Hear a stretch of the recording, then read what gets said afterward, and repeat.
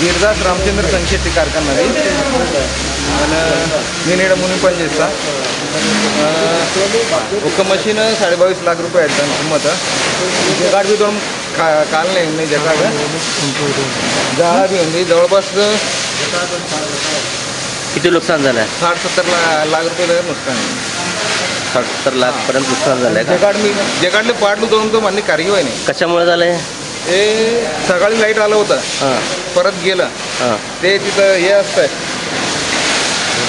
Stabiliser असतंय ते stabiliser power कमी जास्त दाखवालतं मग आज कामगार कोण नाही म्हणून आम्ही कारखाना बंद करून गेलो. मग तुम्हाला कधी कळाले?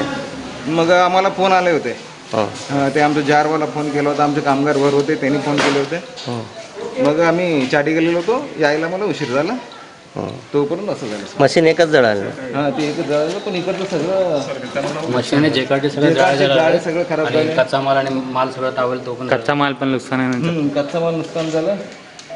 ट्रॅव्हल काल एक डिलिव्हरी दिलं होतं ते एक ट्रॉली परत पाठवलं होता शरद मालक आमचं मोनोपॉलीचे मालक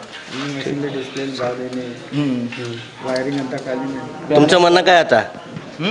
तुमचं म्हणणं काय? आमचं म्हणणं काय नाही आमचं कसं होतं तसं चालू व्हावं म्हणून आमचं एवढंच अपेक्षा बाकी काय.